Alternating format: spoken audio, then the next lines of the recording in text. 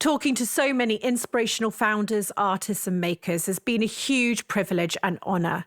And as I reflect back on my Holly & Co journey so far, I can now see that this podcast has acted like an anchor as I've navigated new territories.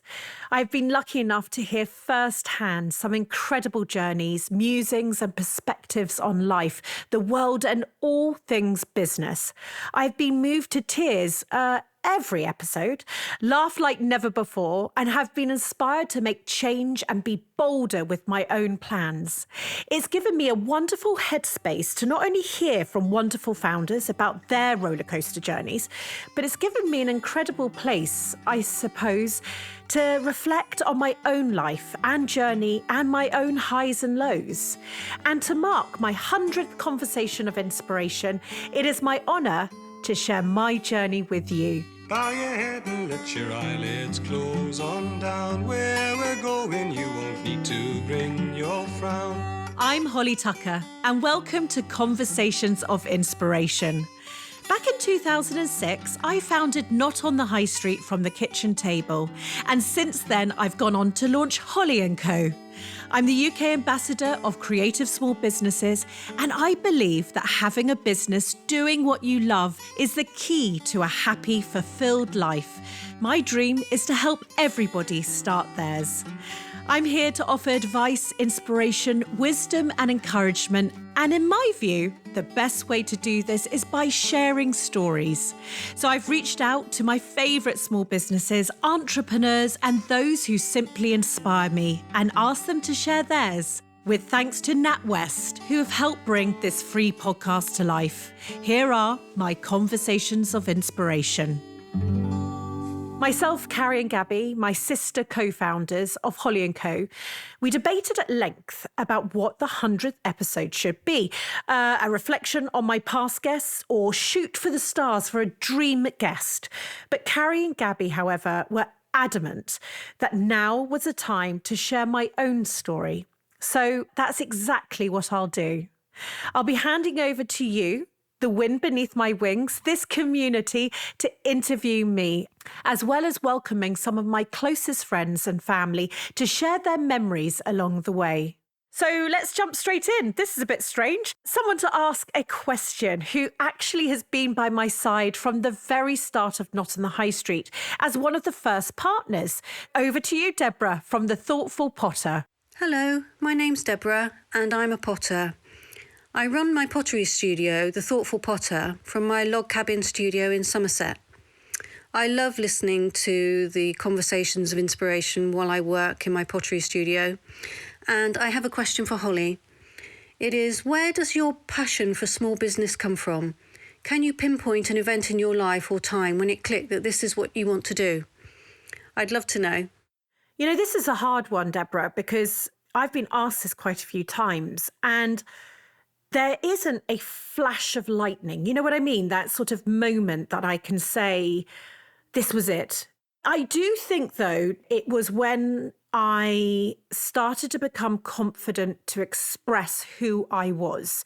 If I look back, that moment happened when I started Not on the High Street. And so I suppose actually I have to thank the start of Not on the High Street for being the catalyst for myself, for my own creative style, my confidence in that.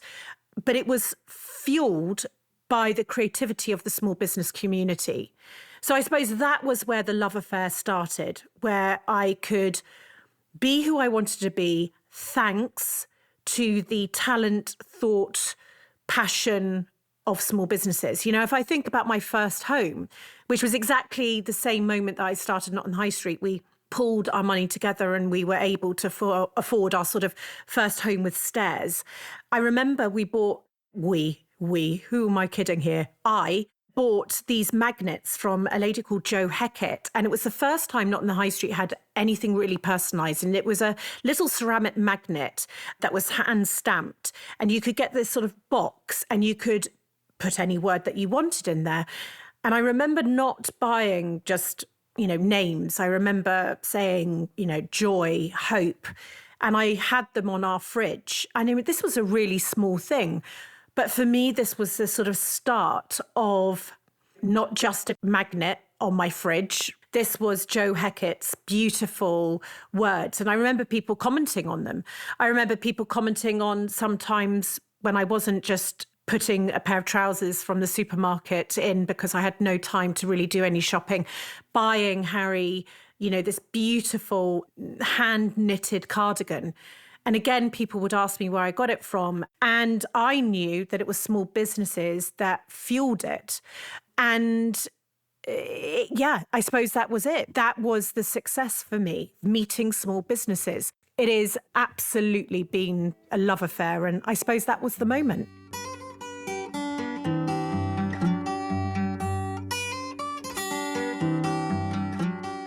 Right. So that's sort of where I think it all began in my mind. But I often, being in a hurry all the time, don't actually think about the past. And I have often wondered why I'm obsessed with doing things differently and my total and utter obsession with creative living. So I thought I'd ask someone who knows me the best, Mum. And I didn't want to guide Mum at all. So we just recorded it as it came out, armed with a mug of tea, and sat at my mum's kitchen table. Welcome, Mum, to the podcast. I know you're a big fan. I certainly am, yes. I mean, this is very scary. It's a very strange situation. It is, isn't it? So I was wondering if I can ask you, where do you think this sort of creative living has come from? Why am I obsessed with it? I think you're obsessed because it's just in your blood. Your grandmother, my mother, was very creative. She went to theatre school when she was it's in her late teens, learning to be a set designer and a costume designer. Her father died and the money wasn't there. So she went off and she became a fur model in Harrods, as you do. My goodness. Well, you're tall and elegant like us, Holly. But as a child, I was surrounded by her creativity. I didn't realise that she was different to other mothers, but I had beautiful smock dresses when I was little. She was a brilliant knitter, gardener, cook. She could make lampshades, eiderdowns. She designed rugs and made them. I mean, there wasn't a thing that she couldn't actually turn her hand to. So yes, I think that it came from there. That's all I can say, because it certainly doesn't come from me. You say it didn't come from you, but I remember so many times, when we lived in Holland and when we moved back to the UK, we would do things differently. I remember you telling me about Grandma with a Christmas tree that was very, very different. And she wore a caftan. I remember us being that creative. So I do think it did pass to you. You always say it hasn't, but I do think it has passed to you. But go on, tell me about this Christmas tree. Well, the Christmas tree, she didn't want a traditional Christmas tree. I don't know why. Probably she didn't want to actually hoover up all the needles. But she had a frame made out of chicken wire. And it was a full-size Christmas tree, like a 6-foot Christmas tree. And every year it would be different. And she would do it with doilies, and she would do it with tissue paper and baubles and tinsel. And every year there'll be a different colour theme and a different way that she'd make it. And I know that you found pictures of her in her caftan, because you would wear that at Christmas, by the Christmas tree. And I sort of think this totally inspired you, because you, when school broke up and that wonderful moment happened and you were out at school, and there was Carrie and me, and you would arrive back, and that would be the day that we were going to do the house for Christmas. And we did have a traditional Christmas tree, but nothing else was traditional. Everything else was cleared out of the living room, and we would have a theme, and it would be the sacking or brown paper or goodness knows what. I remember foil. Foil, yes, foil. And it was like a department store window. And then, of course, your father would come back, who quite liked traditional, and we'd be so chuffed by this. And he was so not impressed. And he'd just look around and he'd say, well, where are the pictures? Where are the... And we go, oh, that's all gone somewhere else. It's all gone somewhere else. So you did your own Christmas version of my mother's Christmas tree, I think. I mean, I remember being creative at school. Did you see that was important to me? Yes. I mean, I think that was the moment when your creativity sort of blossomed in a more constructive way. That's what you wanted to do. You did it extremely well. You had brilliant ideas when you had to do something which was like a stationery set or something. That was the project. Yours was a pyramid, I remember, and we had tea in the bath and paper, and it became parchment, and it was exquisite. I mean, it really was amazing. You sort of thought, gosh, somebody should produce this. That's a product idea. Exactly. And also the hamburger clock.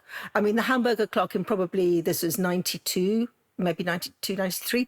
I mean, wow. I mean, there's still, it's just, whenever I see a hamburger looking like your hamburger, I think, oh, yes, someone's cribbed Holly's hamburger. So that was what happened there, which was brilliant to see. And it was very impressive. But your drive also came in at that point as well. You got your GCSEs, which was all going to be great. But of course, you're going to have to go on into sixth form. It was quite tough at the time because interest rates were 15%. So we could only afford one set of school fees. And now your sister was coming along and it was her turn, basically, for secondary school. That was fine. We went and visited sixth form colleges where you cheerfully informed me that you would never work, couldn't possibly go there. Mum, I'll never work there. And I'm saying, oh, darling, I think this looks wonderful, don't you? And you were saying, no, Mum, no, really not. And then we went to a place that did a foundation course. And it was like, why would I want to do a foundation course? And he called you a lady in a hurry. And I thought, he's known you for half an hour and he has absolutely summed you up. That's what it was. So the school had been wonderful and always accommodated any ideas, and it just seemed awful to shut this all down in these places that weren't for you. And so you took yourself off to the head teacher and you put this problem very fairly. You said it was your sister's turn, and the head teacher said, fine. And she found a bursary for you, which was just brilliant. And you then continued to get scholarships. And that way we could actually afford for the two of you for those 2 years to go through, which was just great. And you think of it now, you just take yourself off to the head teacher and say, basically, this is the problem. I want to stay. Can't afford 2 lots of school fees. What are you going to do about it? And they coughed up. One of the moments I sort of realised that I was creative was when I did an art A-level. I created this sculpture called Tom, Dick and Harry. I was like the only person allowed to do the one project almost like continuously for years and years. Yes, 3 torsos of men entwined. And it was beautiful. It was really, really beautiful. And the school was incredibly encouraging, which was just lovely. And this all went very, very well until they suddenly realised that it was so bloody big, they couldn't actually get it out of the studio. So all the thought of casting it in bronze and goodness knows what, it wasn't going anywhere. It was incredibly sad because you actually had to break this up. And I've got a picture of you and you're just in a raincoat and you're just looking. And it is the saddest photograph because it meant so much to you. It meant so much to all of us. I think we did think you'd go down an arty straight and then goodness knows what, but we felt art was in your blood. I don't know actually what I thought you were going to do next because somebody said in the playground or wherever, oh, so Holly's taking a year out, is she?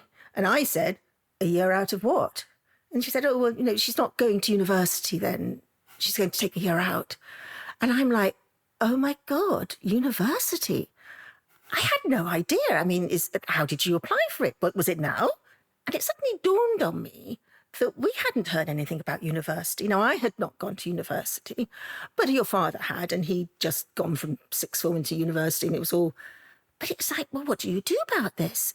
And it dawned on us that you had not actually brought home any of these sort of, obviously, invitations to parents to talk about university or whatever it was. There was no internet, there was no emails in those days. You just reflect as a parent and you think, what were you doing? What were you thinking? I mean, really? But it was good because there would have been endless arguments. You would have got your way and we would have probably felt quite bitterly about it or whatever. So you obviously weren't going to university and that was that. And you did your A-levels and then the results came that day where everybody gets nervous and they go with the envelopes. And you had double booked yourself, I think, quite purposefully. And you were going to have lunch with the chap that ran the advertising agency that you had done work experience for the past couple of years and had thoroughly enjoyed it. So Carrie and I were dispatched to go and get the A-level results, as you do. So I think we actually did open them and tell you them, I don't know. You had gone to ask this classic question, how do I get into advertising? Which, of course, is the way you get into advertising because they say, oh, well, if you want to come and make tea, everybody likes you. You've done a jolly good job for the past 2 years when you've come here. And you came away with the best prize that night. You had a job, and there was no looking back after that, I'm afraid. Your foot was firmly on the accelerator, you were in top gear, and you were off. It sort of brings me on to my next point on this sort of foot on the accelerator, this Holly Hurricane name that I was given, I think, by my aunt. I'm now a mum of a 16-year-old. I'm very happy that Harry's not Harry Hurricane. Tell me about that energy. Where it came from, I don't know, just an incredible zest for life, wanting to be in control. I think wanting to be in control of your life. Yes, you'd always been quite strong and driven to a certain extent. But then when you started work on the first day, your father and I looked forward to you coming home, telling us all about it. Oh gosh, it'll be so much fun. You didn't come home. You didn't come home because you had gone off to a certain Madame Jojo's in Soho, which was a club that I had no knowledge about at all. And no doubt you kipped somewhere. I mean, again, parents, really? She kipped somewhere? But, you did come home, I think, probably the next day, but probably didn't want to talk about much else. And declared you had to have a flat in London. You had to live in London because there was just absolutely no way you could do this but not have a flat in London. We pointed out that financially this was out. But it was a bit like, actually, after you became head girl in your last year at school, you declared that you needed my car because you'd have lots of meetings and everything after school. And you needed my car. So, I would understand. It's just like, no, Holly, I actually need the car to work. That was being unreasonable. So, yes, you had this drive of what you wanted to do and where you wanted to go. So, God knows how, I found an email that you had sent that declared that it was your boss's birthday and that you were all, obviously the department, were all going out to lunch. You wouldn't be back. I had been a fashion journalist at roughly the same age that you were there. We used to have champagne breakfast at the Savoy. We had a pretty good life being fashion journalists at that time. But this was a different level, just a different level. Yes, we just held our breath as you headed off into London. I mean, I really do think about this, and I am sorry. I think about if Harry in any way was even 10% of this, I think I would be having a nervous breakdown. So I am, on reflection, I'm glad my wisdom has almost taken Holly Hurricane by its reins, and sort of my age has just brought this thing back. I have been quite honest with the community that it's been brilliant for business, but as a young woman being in a hurry, it got me into other areas that weren't so brilliant, and that must have been hard for the family. Yes. On reflection, when you look back at your daughter's life, when you're in the middle of it, you just are in the middle of it. But, of course, everything had to come quite soon. So you and your school sweetheart decided to get engaged, and you got engaged in style, limo, champagne. Young love is very heady. So there was a fairy tale wedding, there was the honeymoon in south of France, and then things went wrong. My father reflected that you hadn't had enough time under your belt to get that experience, that the years of being married, and then when things turn shit, you can pull yourselves through it. But you hadn't had any of that. And you became ill, you changed jobs.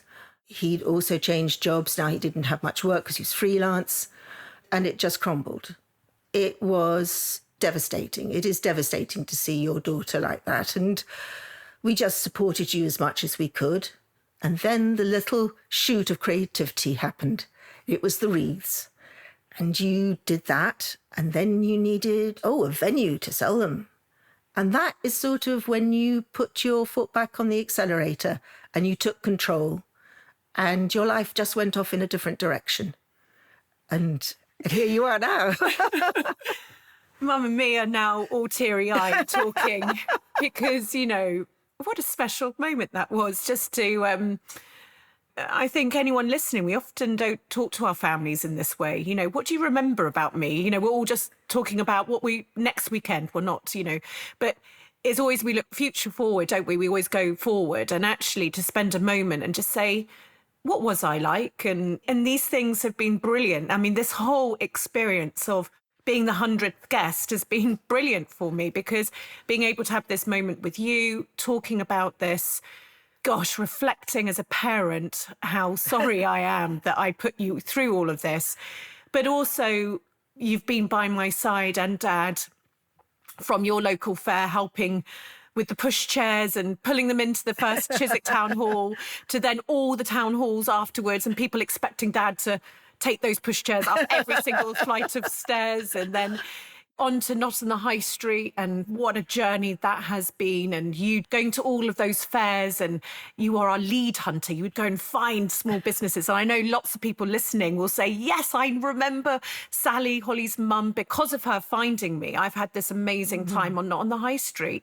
And now on to Holly & Co, where we've watched Harry and Olive now in the shop, and they serve you coffee, and you've moved around the corner from the shop, and it just feels like it's just been an unbelievable ride. One where I slightly was on and off the accelerator at the beginning. It wasn't necessarily a comfortable ride, but hopefully it's been better over the years. But I actually know it's been tremendously up and down, hasn't it? But you've always been there, and Grandma and Grandpa and his writing, and, you know, and it's been amazing to share my life with you. Oh, that's so lovely to say, Holly. This, as she says, without tearing up, I do believe my mother is looking down. This is terrible. But my father was very, very proud of you. He didn't understand you, but you don't have to understand someone to be proud of them. And I think he just thought it was extraordinary. He just thought it was extraordinary. And it has been, and it is. And I think parents, if you get the opportunity to work for your children, that is the most amazing growing up experience somehow for yourself, because you realise just what they have that you never knew. It's aspects of them that you never knew. And so that has been a great privilege to work for you. And I know Dad, you know, I won't speak for him, but for me, it has just been really great to be part of it, and to be part of those partners on NOS that I remember giving that little leaflet, giving my little spiel. Great fun and enormously proud. And this has just been a great moment too.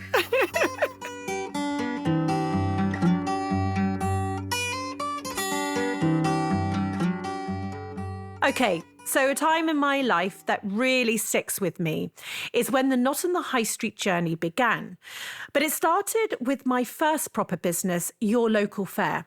I thought that I would head over to someone who had a stall at this fair in 2003. It was in Chiswick Town Hall. It was bloody freezing, who subsequently became one of the largest partners alongside her business partner, Kirsty, at one point in the journey of Not on the High Street.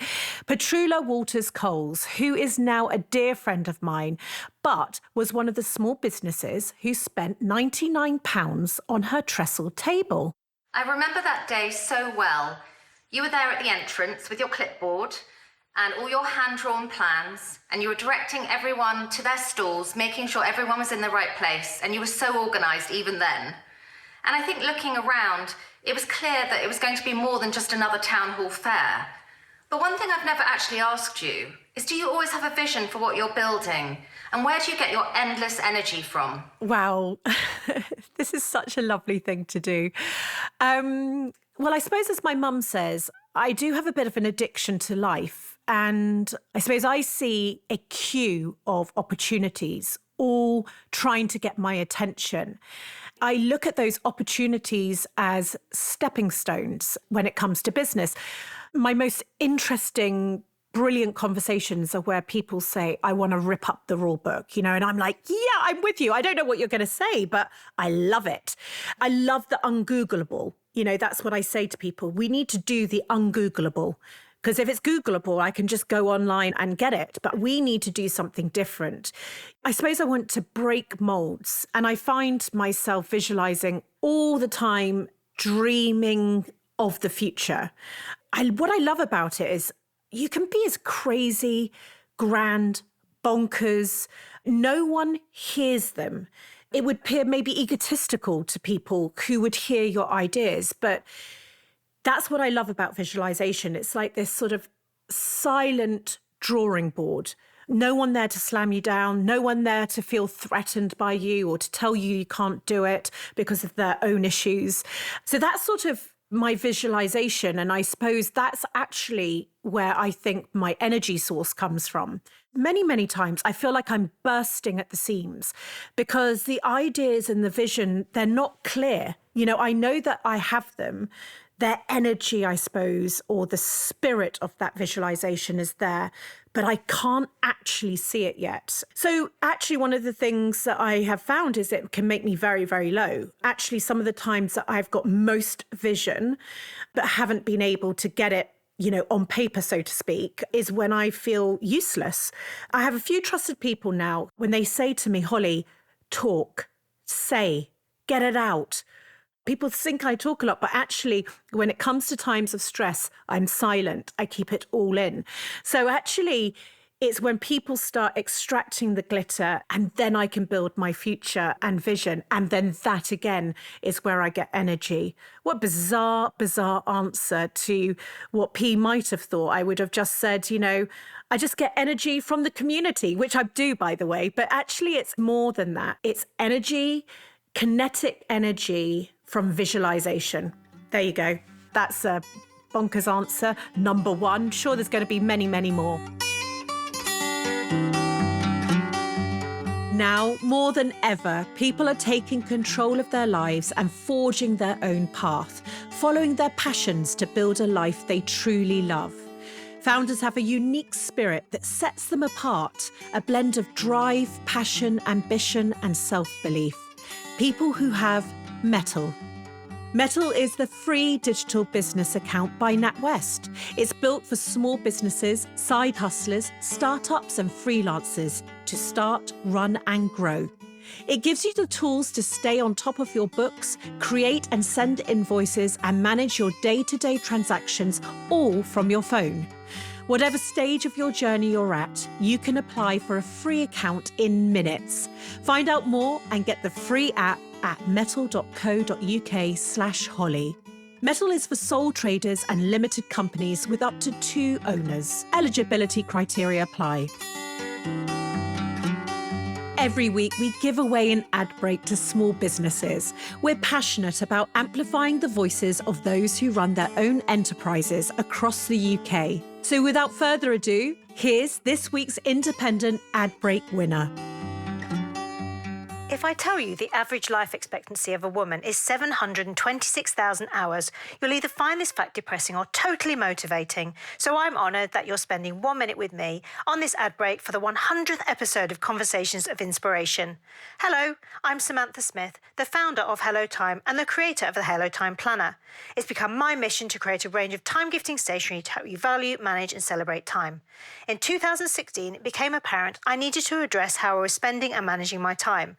I went in search of a planner, but most had very prescriptive layouts, functional planners telling me how to plan my time rather than why I should be doing it. So after tons of research, in 2018, I designed my own. It was such a game changer for me, I figured it could help others too. So for us time-poor startups and small business owners, you might just have stumbled on what you've been looking for. So here's a shout out to the planners, the list makers, the goal setters, the notebook hoarders, the stationery lovers, and the go-getters. You can find us at Hello Time Planner or at hellotime.co.uk. And for all founders, whatever stage of your journey, head to metal.co.uk/Holly to learn more and download the free app. Now, let's get back to our conversation of inspiration. Okay, right, let's get back to a question. So when I put this out to the community, I was inundated with questions. And firstly, thank you, because you've made me think about things in a different way. And funny enough, there was quite a few about not on the high street. And so, well, let's just jump straight in. So let me hand over to Holly Cottage Studio. Hi, Holly. It's Tracy from Holly Cottage Studio. And I'd like to know what it was like the very first day you launched notonthehighstreet.com. You know, like big events, you don't really remember the actual, this came first and this came after that. You sort of remember the feeling. And I remembered the feeling of being frigging tired. We hadn't slept for 48 hours. Actually, that launch I could never repeat. And there's many things I could do. You know, childbirth would be one above launching Not on the High Street. I think Sophie and I worked out at the time that we'd worked 80% of all weekends leading up to that for 1 year. And remember, I had a child who was under 1 at the time, 3 months old when we started. But it was all just actually a slight nightmare. I was 28. I hadn't really had any experience of being a founder. Well, I had in Your Local Fair, but not this. This was big stuff. And we had never heard of the word beta. And it's basically when companies launch their sites or things and they say it's in beta format. So it's before we've launched. You tell us what you think. It's not perfect. But we decided, because we had come from advertising and magazines where things were sparkly, beautiful when they were released, that was what was going to happen with our site, because we knew that press was going to be really important. So we told the world and their uncles and aunts and grandparents that we were going to launch on this certain day of this certain week at this certain time. And we actually did a microsite with a countdown. And I can always remember, you'd wake up and look at the microsite, slightly excited if the day 52 had gone to 51. And we were asking people to sign up to be the first to know. And it was just crazy. And so the week of launch, with this little clock ticking away, day 4, the agency told us that they hadn't managed to build the checkout. And so a few days before launch, many people asking us about it. We're trying to make sure that all the products are uploaded, the descriptions are uploaded, the ability to check out was working. No, it wasn't, Holly. And that is a slightly bloody huge issue when you're launching a retail site. So we had to think really, really quickly. We called it a press preview. I think about my sister, Carrie. If anyone who knows Carrie, she's quite quiet. And we had given out her personal mobile number. Well, of course, personal. We didn't have company phones. And she was the tech department. So any partner could call her mobile and ask her really quite detailed questions about how to supply information so that we could upload it onto the site. And, you forget the first day is really just a day of a gazillion to come. That is the thing about launching a business. It's a living, breathing entity. And I don't think we had really understood that at the time. What we did know was launching a retail site with no checkout was a pretty disastrous thing to happen. Anyway, it all worked out in the end. We managed to find a wonderful gentleman called Joe. He built the site in 2 weeks. We managed to launch it. As they say, the rest is history.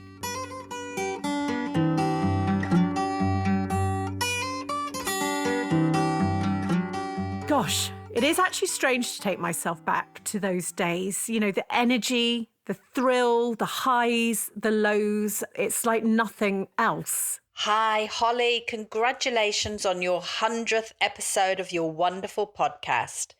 I'm Liz from Book Art Studios in New Zealand, and this is my question for you. What tipped the scales from struggle to recognition? In other words, was there a pivotal moment when you knew your business was going to excel? I don't think I know any founder that knows a moment, because you just sort of keep looking forward, don't you? We did have milestones at Not on the High Street. That was a really important thing. But it was sort of, like an endless river, if you see what I mean. The business just kept on flowing. It just never, ever stopped. So you don't really have that moment to say this is that time, because you've drifted. By the time you've looked at the shore and then you look back and you look forward and then you look at the shore again, you've drifted miles. And I think that's the same in business. There's no pom-pom moments. There's not this sort of moment, I suppose, when investors used to get in touch with us rather than us knocking on the door, cold calling, when there was this moment that, some big investors came to our little office. And I remember kicking Sophie under the table and then realizing it was a glass table. That was a moment. Talk about not showing to yourself too keen, Holly. Keep it cool, keep it cool. I didn't keep it cool. I actually, now talking to you all, a pom-pom moment, I think that the moment you've slightly built something that is going to make it, is when it becomes word of mouth and when you hear people talking about your brand or have heard about it. I remember going to Africa many years later, being in a beach in the middle of nowhere. There were turtles. That was the only thing on this beach. And this lady walked up to me. Anyway, we were just talking. And of course, what do you do? And I said, oh, I work on an online website, and we just chatted. And then I mentioned the name, Not on the High Street. And there was this gasp. And I always think, oh my gosh, I'm on the other side of the world and someone knows about this business. Or I remember with Harry, taking around a supermarket and he was in, the front of the trolley. And so I bumped into someone that I hadn't seen in a long time. And they asked me what I was doing. Did I still work in advertising? And I said, Not on the High Street. And they said, oh my gosh, I just shopped on there last week, or in a pub, or when my mum would talk to her friends and her friends would say, my daughter's shopping on Not on the High Street. Can you believe it, Sally? I think that that's a brilliant barometer. So it's not really the moments that I experience, but it was more that my environment changed by people knowing what I did.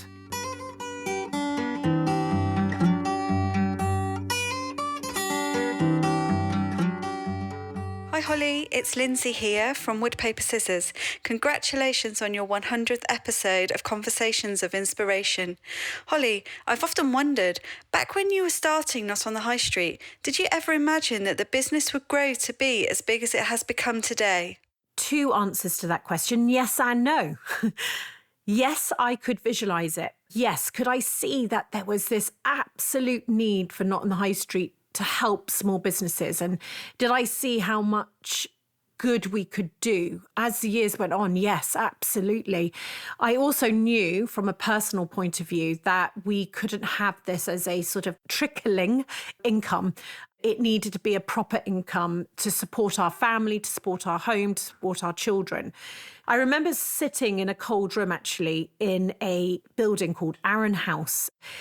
The building was actually being demolished. It was going to become a set of fancy flats. And, well, we didn't have anywhere to go. So I did a deal where we got half the rent if we stayed there as they were demolishing the other side of it. But they'd taken the boiler. So it meant that we had a period of our time where we were in freezing cold offices. And I was sitting next to a radiator calling out URLs. All the URLs across the whole globe, because I absolutely could see that Not on the High Street was going to be relevant in America, France, Australia. And it didn't scare me, because visualization, it doesn't scare you because you're not actually doing it. But, fuck knows how I thought I was actually going to build it. I think you realize that you are getting bigger. I mean, let's put it this way. We're not Apple. Not on the High Street was a growing business. And it was growing hugely when I think of a few of us sitting in the first office space.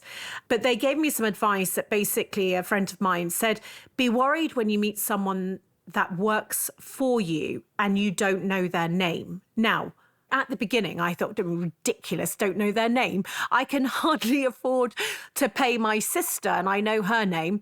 But this is what happened to me. I remember I was in the kitchen in our offices in Richmond above Pizza Express, and someone spoke to me and they knew who I was. They were talking to me about something and I had to just play along. And I remember walking out of the kitchen and speaking to my PA and asking her who that person was. Around that time, I knew that I needed to maybe get off the train. And that is when I stepped away and stopped the day-to-day running to think about, I suppose, what next for Holly Tucker. And it's very, very bittersweet, this period of my life. My business baby was old enough to fend for itself. And actually, it's something I'll never figure out, I suppose. And it's an incredibly bittersweet moment for so many reasons.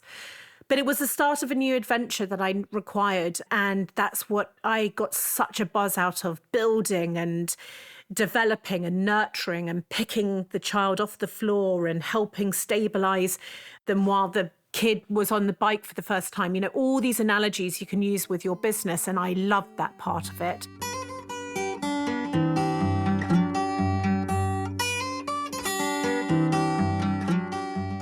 Okay, so along for this roller coaster, sometimes not by choice, was Frank and Harry. I've often wondered if Harry thinks about the things I do, as in my guilt for missing those sports days, not being that mum. Did he even actually remember? I've actually never spoken to him about this. So let's hope it hasn't completely messed him up. And what was it like for Frank, who went on to leave his own job to care for Harry and support me building Not on the High Street? So I decided that now was the moment to welcome you into the very heart of my family as I discuss this with Frank and Harry at home, all together on the sofa. I'm sure Harry has got some chocolate, probably belonging to me, hidden somewhere. He's smirking at the moment. That means a yes. So, Harry, I wanted to ask you, what are the earliest memories, I suppose, of me having my own business and not being that typical mum? If I'm honest with you, the whole thing never really bothered me that you weren't here. It never really bothered me because I feel like if you look at it from a traditionalistic perspective, that the dad would normally be away and the mum would normally be the stay-at-home mum. And I don't think that ever bothered me, that the genders were switched. Yeah, I mean, I can only remember until about the age of 10 onwards that, you know, it was my rugby matches and my sports days that I'd be going to with my dad. And I think that he had a big also part to play in the sense that he never made it weird. Not that it was weird, but he never made it, you know, weird that mum wasn't here for a lot of my fixtures and stuff, which had its benefits because I don't think my mum fully understood what rugby was, and you'd probably get run on the pitch. Quite probably. Defensive, yeah. I don't think it ever really bothered me because I think I understood that it was just normal and that, you know, one parent had to work, and for me that was just my mum. That's interesting because a lot of things that we discuss in this community is about parental guilt. But from your point of view, you just thought, well, one parent normally works or two parents normally work. So when you look back at this period of our life nearly 10 years ago, Frank, you weren't necessarily happy in your job. Yeah. So we put all the chips, I suppose, if we were betting, on Not on the High Street. What are your memories of that time? Because it was a seriously more turbulent time, wouldn't you say, that decade?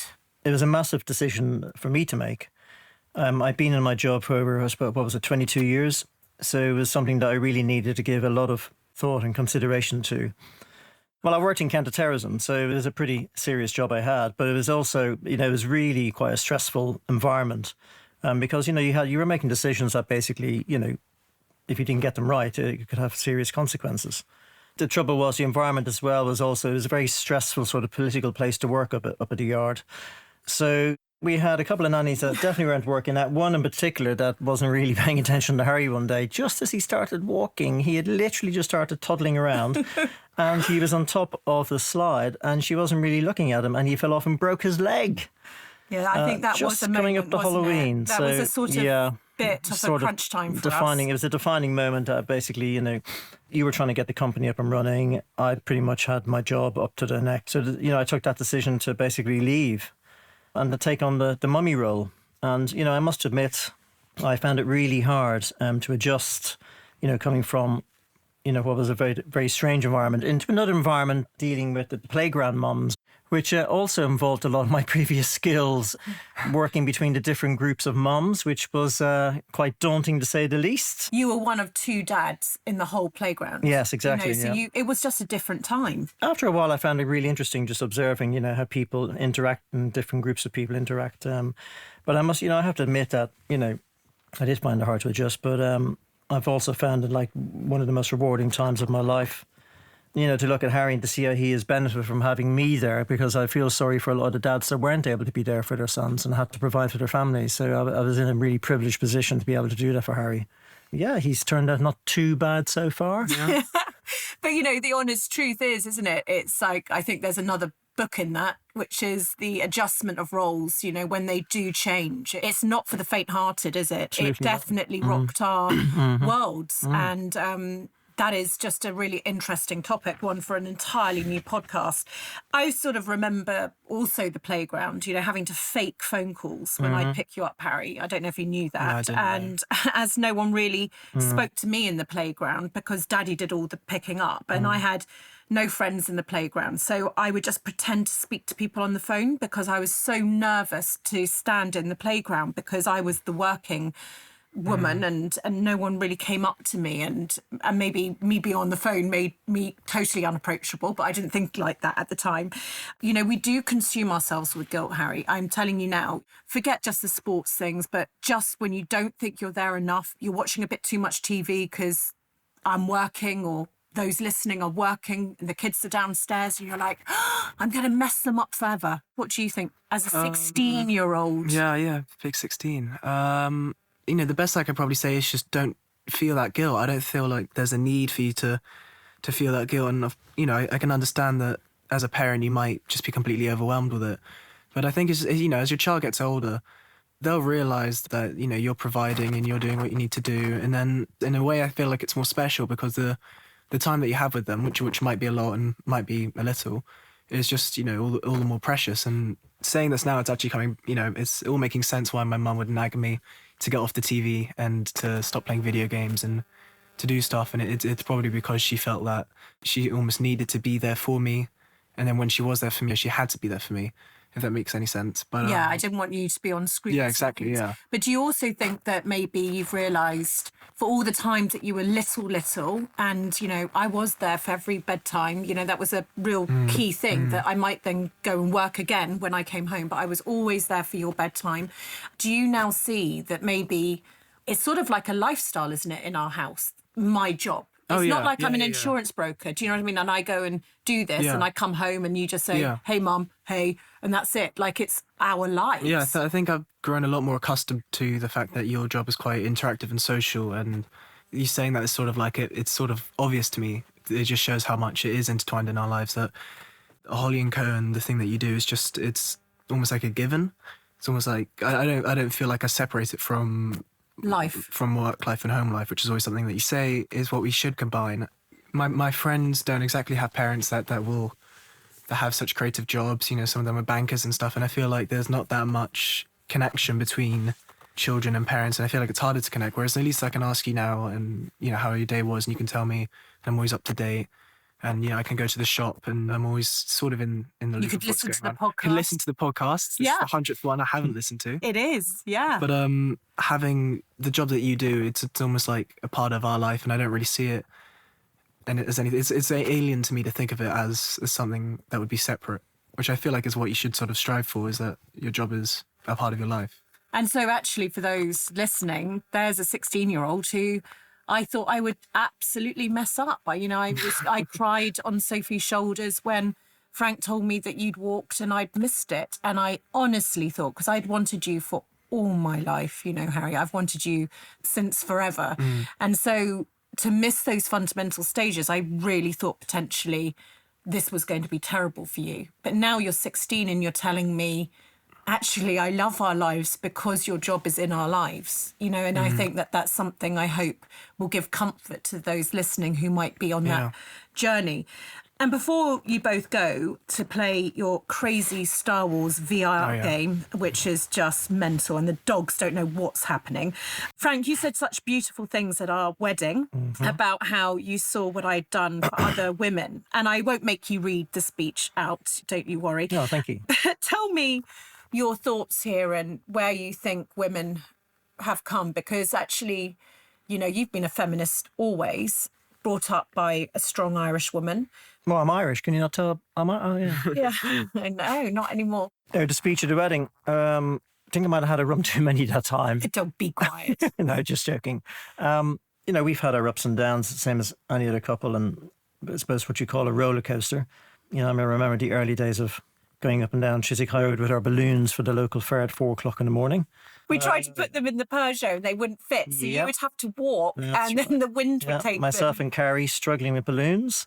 You know, I honestly did mean what I said about you at the wedding, about you being the most inspirational person I've ever met. You just seem to get people, their fears about failing, their aspirations, their hopes and dreams for the future. I don't know, you're somehow able to tap into their sort of inner core. As I said, you know, at the wedding, it really sets you apart from what other people really call, you know, normality, I suppose, for want of a better word. You know, I hate that glass ceiling term, but it's, you know, it really does inspire people what you do and how you approach life. And there's been times when we've been out on our early morning walks along the river with the dogs, and, you know, we literally have these mainly women, but sometimes men will, literally go, excuse me, is that Holly? And then they'll relate a story of just how they were at their wits' end trying to get a business going, and they listen to the podcast or listen to you speaking somewhere, and it's inspired them to keep going. So that's just incredible for the amount of probably thousands of people that you've touched indirectly, through just being Holly Tucker. It's pretty special, really. I mean, it sounds like I knew what you were going to say. This is awful. But it's so lovely of you to say. Yeah. It's one of the things I've loved about this podcast is it's made me really reflect on some things. And I had never asked you about being not the sports day mum, and you, Frank, about that our time when we, started, when Not on the High Street started, and now today, when we're a married couple, and your lovely speech. And it's just been such a special thing to do. What do you think is the common denominator between all these small businesses that you've heard about over the last 20 years that I bring home? Small businesses are undoubtedly the future, but look at the amount of money, for starters, to even bring into the economy and people fulfilling their dreams. But the one common thing I see with these small businesses at the outset, I suppose it's a bit of a strange word to say, but fear. That people have such fear of actually starting the business in the first place. They see all these things in front of them. I was the same. I'm fearful of starting a small business. I don't think I could ever really do it. But that's the one thing people seem to be able to get over their fear with a bit of encouragement and having this amazing small community around them of small businesses. It helps them overcome that fear. Bizarrely, that's the common denominator that I see. It's fear. It's fear. A fear of the unknown, I suppose. And people judging them. Yeah, it's a very human trait, isn't it? We all hate being judged. We don't like being judged. Well, what a lovely time this has been. Well, thank you, guys. I feel like someone should burst in and say, Holly Tucker, this is your life.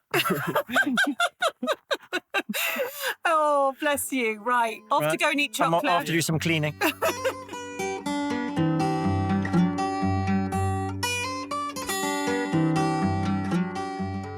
Hi Holly, my name is Louise Petley and I run several businesses. My question is, we all have those days where we feel like we've taken on too much work, and no matter how hard you go for it, you feel like you're going 10 steps backwards rather than forwards.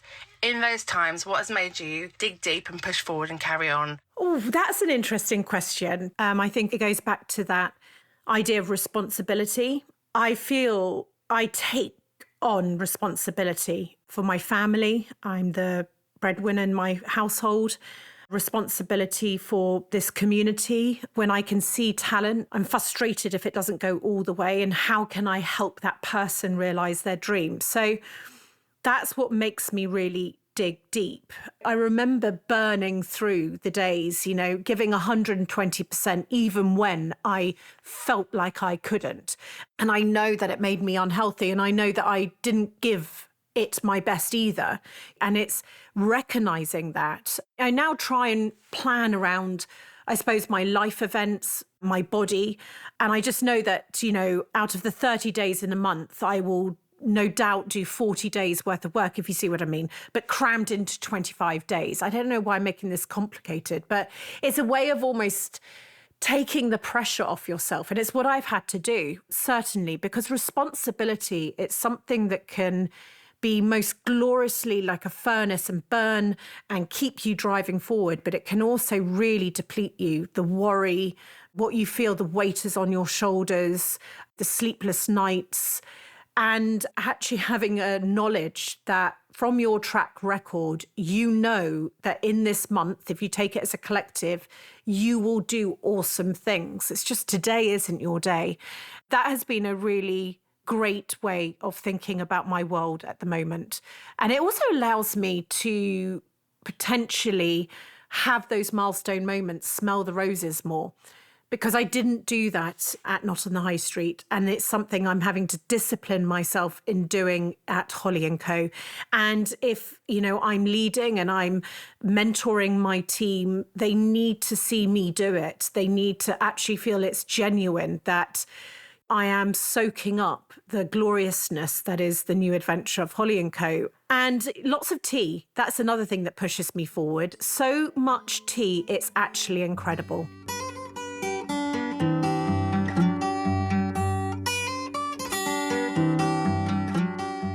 So, to my next question, Alice. Hi, Holly. I'm Alice. My business is called Authentic House. My question for you is, What is your diamond, and how did you come to discover it and embrace it? The diamond conversation. Well, how am I going to answer this? Okay, so I think that it was when I came out of the day-to-day of Not in the High Street. You know, I wasn't in my 20s. I was now in my 30s. I was a mum. I had responsibilities. Truth be told, I hit absolute rock bottom, and I was on the floor metaphorically and physically sometimes, and it forced me to listen to others. You see, the thing is about me is that normally I'm the one who tries to come up with the answers. I'm quite male like that. I like to problem solve. You can't really put a problem in front of me that I don't think I can solve, because my whole brain is wired to optimism and solution and hope. And so really you can tell me anything and I will just look at it as a really difficult maths question. Maths not being my number one subject, but actually solutions and problem solving being my number one subject. So my sort of side hustle, I suppose, in this dark period of my life was helping others. And I didn't think anything of it. But Carrie and Gabby, basically, they saw that this is what I loved doing. That basically, I think, became the first seed of the next adventure. I think that's basically when my diamond was found. It's not just finding the diamond. I want to then encourage and nurture the shine and make it as sparkly as possible. And that makes me as sparkly as possible. I think my strength and drive has come from lifting other people up, and it always has been. It's why I think that my next calling, Holly & Co., has just been the most perfect fit, because Not on the High Street was absolutely perfect fit at the time. Your Local Fair was a perfect fit, but this is almost the combination of all of my experience. It's the shoes that absolutely are just the most comfortable shoes that I could walk in. I didn't know exactly what it was when we began. You know, that was the other thing. It was just a light. It was a light force, I suppose, a burning star in my hands. It was this bright thing that I possessed. The idea of Holly & Co., the first few years of Holly & Co., it wasn't perfectly formed, but I knew that there was so much still to come. I knew that the business was based on evoking feelings in others. And I think that that's what we're doing. All year, together with our friends at 3, we're working to make business dreams come true. Share your dreams on social using the hashtag HollyandCoDreamer, and who knows what will happen. 3 understands it's been a tough time for businesses, so they're offering their business price promise. A promise that if you find a better deal, they'll beat it. Not only that, I love that they offer up to £500 of benefits from specialist partners to help your business thrive. Head to 3.co.uk/terms for terms and conditions. Now, here's a short story about those that dreamed big and flew. This week, I'm sharing the Queen. Meeting her was a defining moment in my life when I received my MBE at Windsor Castle with Frank, Harry and my sister. And I actually don't think I have ever consciously stopped and smelled the roses up until that point, until I was queuing to receive my honour. And it was then that I thought, and I really clearly remember it, I remember thinking, I actually think I might have done something. So this week, I'm sharing the Queen. Her Majesty Queen Elizabeth II was born in London in April 1926. And through a twist of fate and the abdication of her uncle, Elizabeth became heir to the throne before becoming queen at the young age of 27. Her coronation in June 1953 was the first to be publicly televised and was watched by over 27 million people in the UK and millions more across the globe. As the longest reigning monarch in British history, the longest serving female head of state in the world history, the Queen sees public and voluntary service as one of the most important elements of her work and is royal patron to over 600 charities, military associations, public bodies and professional service organisations. Speaking on leadership, the Queen once said, I know of no single formula for success, but over the years, I have observed that some attributes of leadership are universal and are often about finding ways of encouraging people to combine their efforts, their talents, their insights, their enthusiasm, and their imagination to work together. Don't forget to share your own business dreams on social using the hashtag Holly & Co Dreamer. And to find out more about their business plans, search 3 Means Business. Now, back to Conversations of Inspiration. Hi Holly, it's Gabby here. Gosh, I miss you. Counting down the days when we can all be in a room together with a cup of tea, plotting our future business ideas and discussing our favourite small businesses. I remember when we first met, actually, and I was so blown away by you. I know you'll cringe at this and you always tell me off for saying it, but I used to call you my Oprah, my Hopra, because you changed my life in so many ways, but I know you've changed thousands of other people's lives through Not on the High Street and the business advice you give so many every day. But those early days when you gave me that job at Noths and my dream job, and we used to chat, and I remember thinking, gosh, this lady is insanely creative. It was so exciting. And I think, you know, even though I was quite scared of you at first when I first worked for you, but then that soon went and we started discussing products and businesses and why the world had to be a certain way. I think one of our first conversations that really stuck with me was all about umbrellas and why umbrellas had to be a certain way. Like, you know, they were always just plain black. You couldn't get a creative umbrella. And I used to commute into London and think, why has everyone got a black umbrella when you could be bringing colour to grey on a really gloomy day? But you've really been by my side through some really low moments of my life. And I think I've been by your side through yours. And you know, over the last few years, it's been so inspiring to see, you know, your creativity restored and your happiness. I think when we first met, I used to see you whiz around the office at 1,000,000 miles an hour, and we used to work such crazy long days. And, you know, you wouldn't even get a chance to go to the loo before you'd be in another meeting. And now we get to spend time thinking about what kind of business we want to be and how we want to change the world for the better, and how we can change other people's lives and help them do what they love to do for a living, and how lucky we feel, because that's what it's all about, really. And I think seeing you be fully creative again has just been a real privilege to see. I think there was a real moment when you were making vegetable wreaths, I think, again in the garden. Then you showed me how to make one, and I was so blown away, and it was one of my favourite memories together.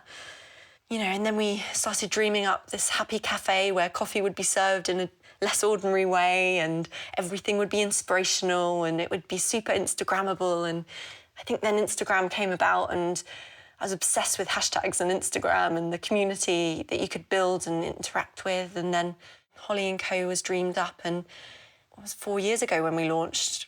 Doesn't actually seem a long time ago, but it feels like a long time too. But it's amazing to see you so happy and so creative, because that's exactly what the world needs you to be. So yeah, my question to you, because I don't think I've ever asked you this question, is what role has creativity played in your life, and where has this creativity come from? I'd love to hear your thoughts on what makes you so creative. Firstly, I just love Gabby so much, and I always cringe.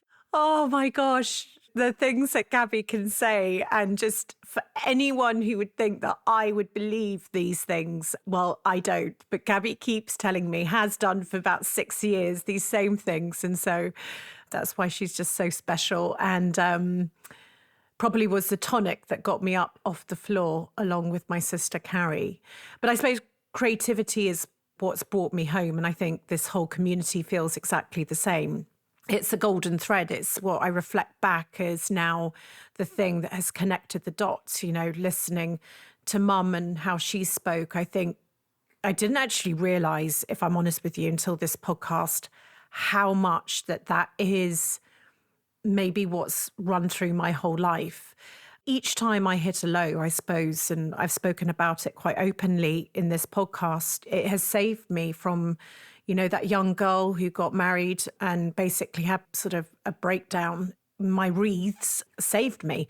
Building Not on the High Street saved me before finding, a future beyond my first business baby. And I think, hitting that low after leaving Not on the High Street 6 years ago, navigating that sort of stepping back from something that all I'd known was it in my life. I mean, I was it, and I didn't have an identity outside of it. I automatically turned to creativity to heal me. And it, along with dear Gabby and her wonderful words, and my sister and Frank, Harry, my parents, pulled me back together again. So this golden thread has to be creativity. So, of course, Holly & Co. had to be about the creative community, the small business community, that it is almost that the good life is for people who allow themselves to creatively flourish. That's what I have creativity to thank. It's led me to a life that now I lead it in a certain way. It's made me in touch with what I call this good life. It's allowed me to have the courage to reimagine business. It's made me have to put, I suppose, measures in place. I mean, I've never thought of this, but, recently I've learned about this thing called the Unnegotiables, and that has actually changed my life. Thank you, Kate, for bringing that to my life, because I realized that actually to be creative, to be that person, to have that as your fuel, you've got to actually protect the source of the energy that gets you to that point. And that means having unnegotiables, protect the life force that is you, so that you can go and explore creatively. And so that for me is, my morning walks, socializing with people, my home, my family time, buying jewelry. I had to put that in there. Frank will laugh when he hears that. I'm not into yoga. I'm not into meditation. I'm not into all of these things. And I've always sort of thought that's for other people. But I've sort of found my own meditation and yoga in a sense. If that's what you do to preserve your energy, I've found that. And actually, I'm really happy because it makes sense to me now. If that means that I get to enjoy every moment of my golden thread.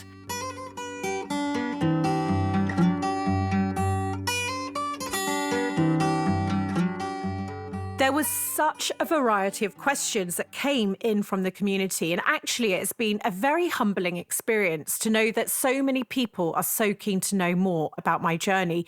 It is, on the other hand, rather odd sitting on the other side of things. Having interviewed 99 founders, I found myself becoming more and more comfortable with hosting and being the one to ask the questions. It genuinely, I suppose, is one of the greatest privileges that Holly & Co. has given me, this podcast.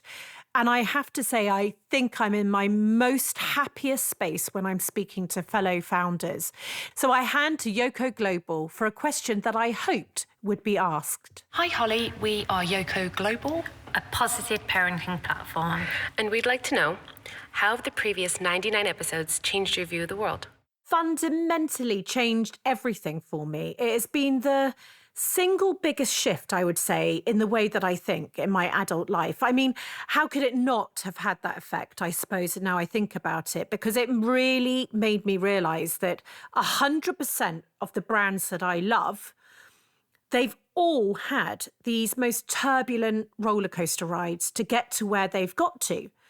So on my shit days, which there are many, like us all running businesses, I really do have this now backdrop of the most jaw-dropping experiences from those that I admire, and know that it is not personally me that is making these things happen. Oh, well, I suppose unless it is actually me making this shit thing happen. This is part of the ride that I have chosen. This is what running a business is like, building a brand.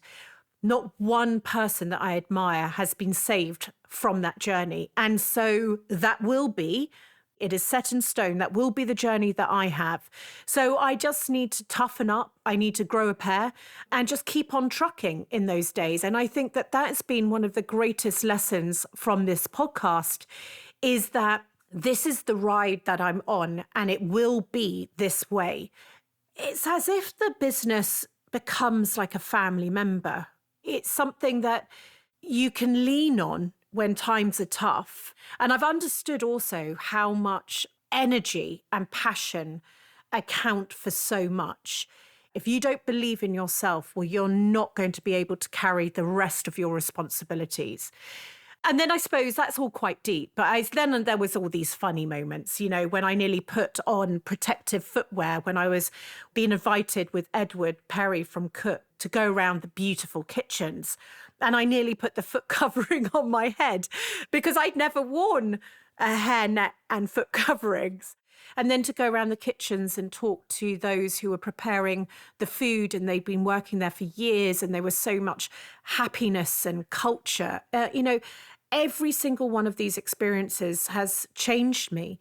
And, then there was Jacqueline Gold and her gumption, a word from The Wonderful Holiday, one of my favourite films, which is absolutely kills everybody that is my favourite film.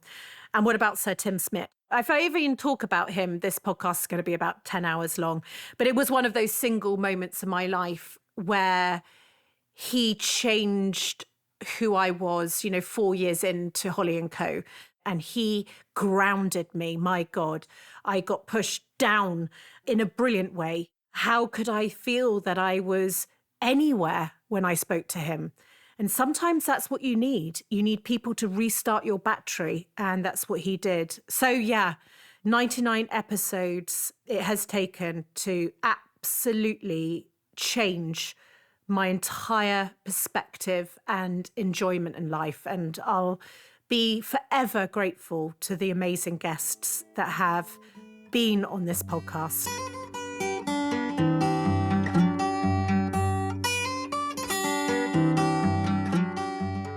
As many of you will know, I am absolutely a passionate advocate for visualization and believing in this business journey. And I'm always thinking and looking ahead to see what is on the horizon and how can I change the world, I suppose. So this brings me on to my next question. Hi, Holly. It's Sophie from Flags and Bluebells. You've been so successful in your career so far. Where do you see yourself in 5 years? What about 55 years? I mean, this is the glorious thing about my business, and I hope for all good life businesses out there. You sort of know it's never going to end.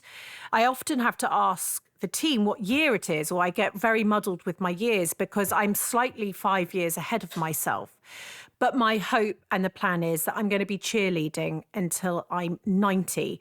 I don't know the specifics, but I know that I want to take the Holly & Co magic to everything that this community interacts with, from what we watch, what we read, visit, buy, taste, join, book, listen to, and the list goes on. That's the thing that truly interests me. How do you build a multi-sensory, multi-hyphenated, multi-medium business? This is what I think the future is going to be.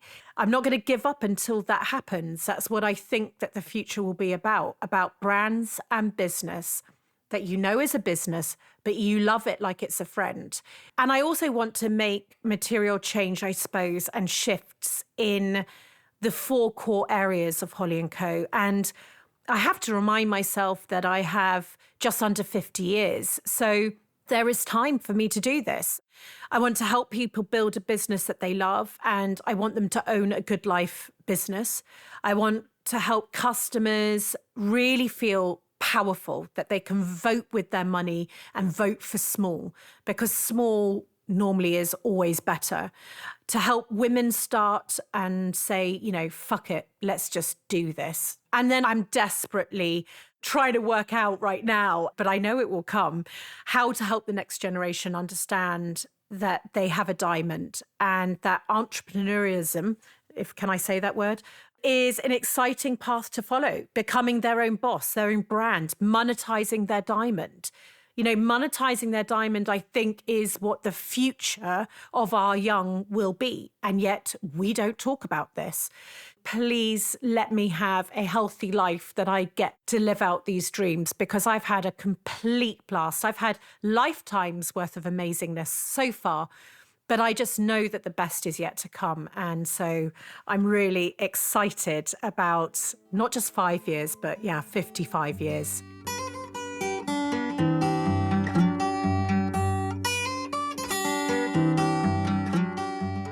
As we come towards the end of the podcast, I was working with Harriet to decide which questions would be the final ones that I could answer.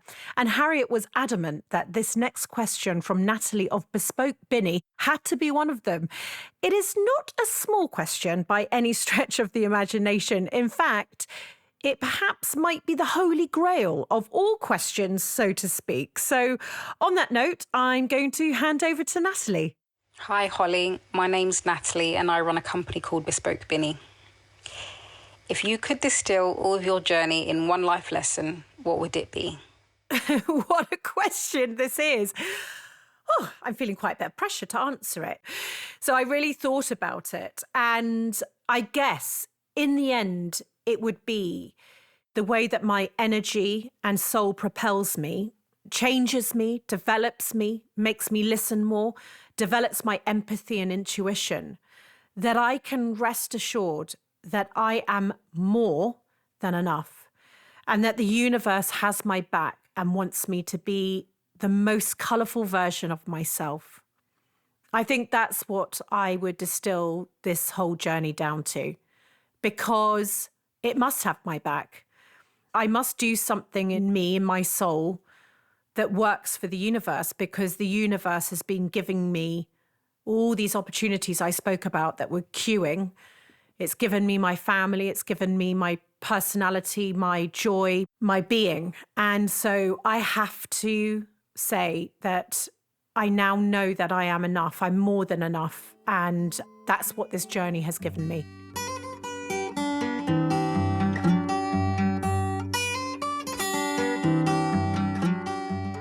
Hi Holly, it's Veronica from Nourish Kitchen by V. I wanted to ask you a question, and the question is, what was your proudest moment in business and what is your biggest business low? This is such a funny experience, because this is the end normally of the podcast where I slightly take my glasses off because I don't have to read anything, and I know this part, and I talk about the roller coaster, and I always try and picture what their roller coaster cart would look like. And I suppose, you know, my cart would be maybe Ash from Brilliant Signs would have done the letter work, and Amy Swan would have painted boho painting all over it, and I'd be wearing a Thumbelina headdress. But I know that at the start, my question is about the lowest point of that roller coaster. So I suppose my beautiful, colourful cart would be entering the tunnel of doom. And I have to say, it's not a business thing, actually. You know, I've lost a lot of dear friends along the way. I became maybe too much for them. Potentially people thought I was a workaholic, an element of jealousy. I'm not saying that in a bad way, but something happened. Time had passed and not enough had been done to nurture the relationship. And I regret that. I regret in the early years of Not on High Street, where it was basically life and death every single day. And I had this tiny baby, Harry, and I was working so much, and I wasn't necessarily always able to be there for people who were very close to me. And I was basically breaking in all ways, and I couldn't take anymore or give anymore. And it must have felt like to them that I didn't love them. Those that I love now know who they are. I'm more aware of what I need to do and my faults and my pitfalls. But I think that everyone that is very close to me now has been for so long that I don't think I'll lose them. I really hope I don't. I think they know me and love me, but that is the greatest low. And I regret it, but these things do happen. And I've heard from other founders that that does happen, but it's still very painful. And conversely, with the wind in my hair, holding onto the birds clipped into my headdress whilst I'm on this roller coaster, and I hate roller coasters and I've got a fear of heights, so I wouldn't be so happy at the highest point of this roller coaster. I think it has to be something quite recent. I don't know if I have experienced anything like it, was launching the Independent Awards and giving away £100,000. I know that Not on the High Street has changed a lot of people's lives.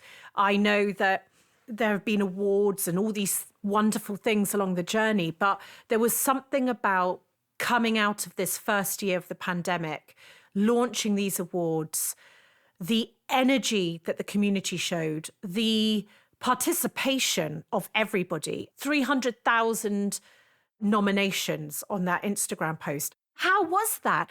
And then fast forward to the night that, we were doing the Instagram live and we had all these amazing families and the children were involved and they were so proud of their parents. And I was giving away not only the love that we were all showing them, but this prize that I know will be life-changing in their businesses. And that was one heck of a moment. I was so thrilled, so proud.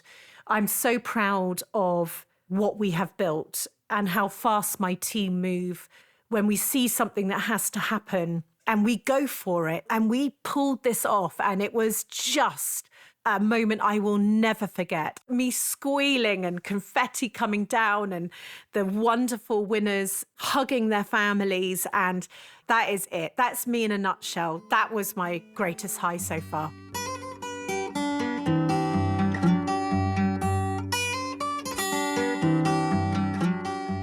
So now it's that time and I'm feeling incredibly nervous about this.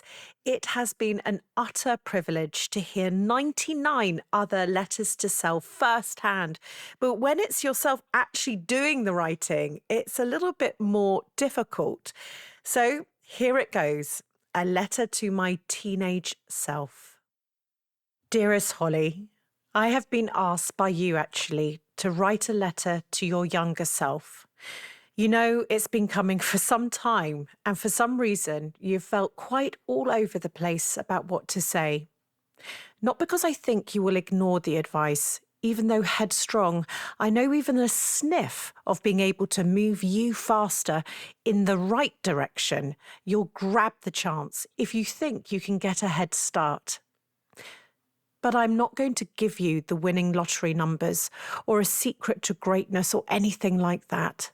But what I will tell you, believe me, will make you far richer in so many ways. You see, because I am you, this is the first time anyone will talk to you about your total lack of self-love.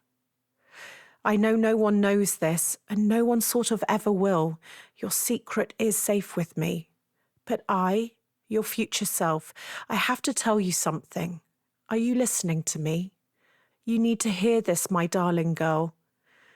You are enough. Don't shake your head. Don't cry. You're safe with me. But it's true. Why do you feel you are so invisible? Why do you know you sort of should be, that you deserve to be? I know everyone on the outside sees this happy-go-lucky teen. But let's face it, those thoughts before you fall asleep are not great.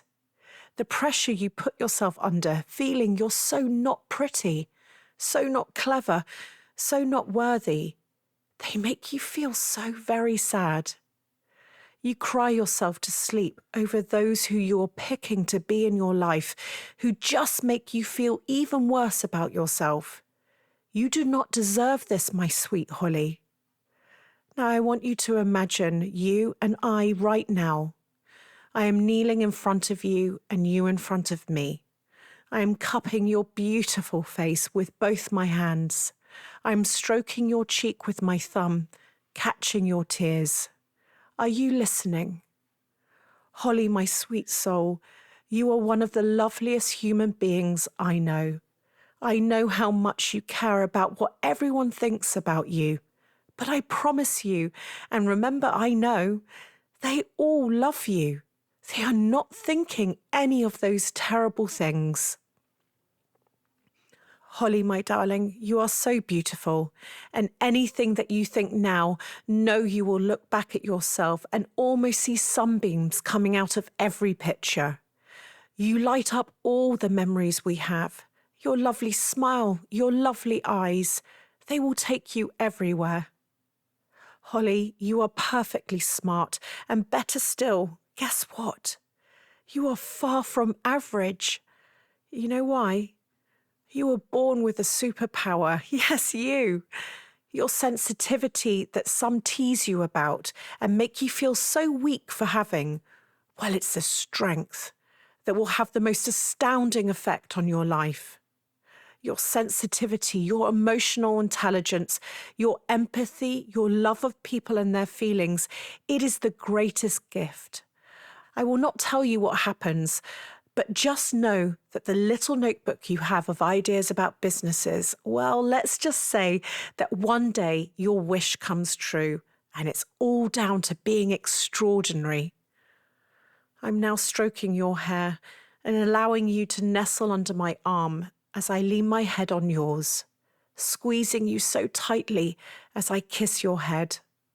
Dear Holly, you are nothing like anything you think.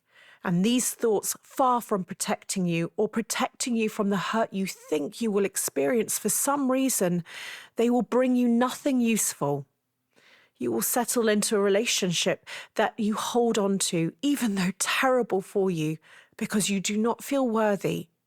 You think you better accept it all because no one will ever want you. You are lucky that someone does. You put up with all this pain because you have convinced yourself that you should have nothing better. You will get yourself into a total pickle, as Granny would say. You will disrespect yourself because you think that life is against you. So I wanted to use this time to tell you that the one thing you need to do for me is to love yourself.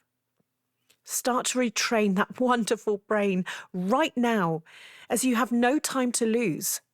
Remember what we're like, in such a hurry. So time is of the essence. I need you to take this letter with you always, fold it up and put it in your inside blazer pocket with your copper gloss lipstick. I want you to promise me that you will read it every day. I love you, dear Holly. I love you very, very much, and I promise you that others love you too. I am now 43 years old, and you actually feel you could burst. You feel so much love. I'm now lifting you up, holding your shoulders, and I'm looking into your eyes. Look at me. Lift your head, my darling girl. Take a deep breath.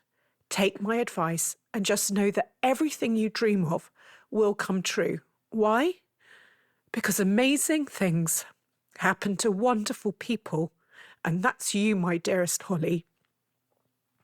Now off you go. Walk strong and walk proud. Know I love you very, very much, and you are so much, much more than enough. Love me. P.S. You know your best friend, Amy, who you walk around the school field with every single lunchtime, the girl you spend 2 hours on the phone with every night? Well, guess what? You just walked around another field today with her and her 2 wonderful children, just before writing this letter.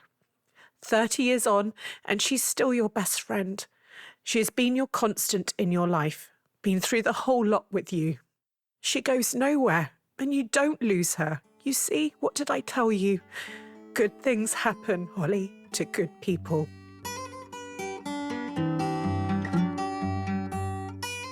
I mean, I really thought my own letter, maybe I wouldn't cry at the end, but there you go.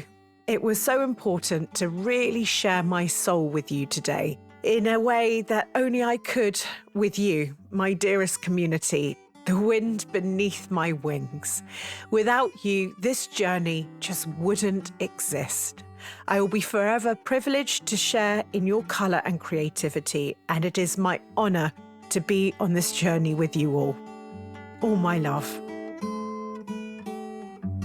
Bow your head and let your eyelids close on down. Where we're going, you won't need to bring your frown.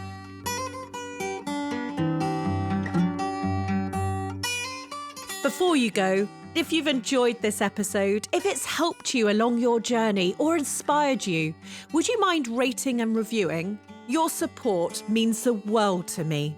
It really does spread the word and will help inspire even more people to build a life they love.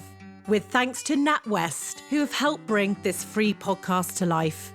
And if you want to hear all our latest news, you can sign up to my weekly newsletter, Holly's Desk Notes, over at holly.co.